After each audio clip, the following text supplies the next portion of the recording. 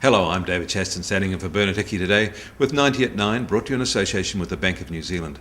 This is where you get everything you need to know in 90 seconds at 9 o'clock, starting now with news that European banks have devoured a 3-year bond auction by the ECB, buying almost €500 billion worth.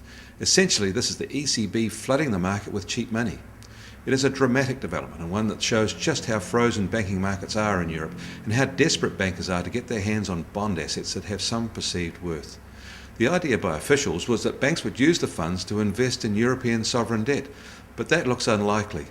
It seems they've taken up more than 2/3 of their 2012 maturing obligations and will use the funds to bolster their capital. Most of them will be under pressure to add capital reserves in 2012. If this is the outcome, it'll be a spectacular public policy failure, especially for President Sarkozy, who pushed for the action. Banks got a capital boost, but it may have little effect on their lending. Some called it a cash for trash event. The euro rose when the auction results were announced, but has fallen back sharply since.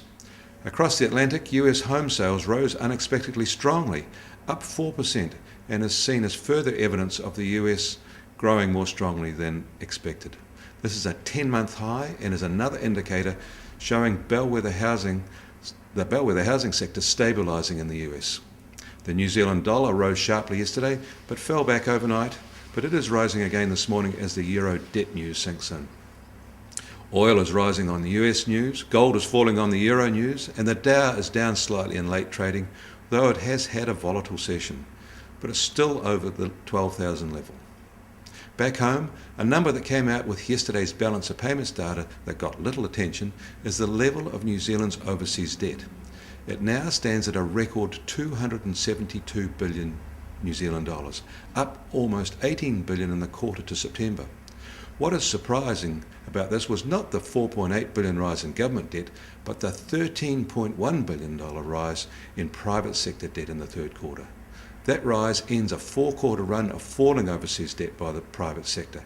In fact, it wipes out all the deleveraging that we've seen by the private sector back to early 2009. We can't help ourselves. We're addicted. Bernard Hickey is in Wellington today. We're back tomorrow. I'm David Chaston, and that was 90 at 9, brought to you in association with the Bank of New Zealand.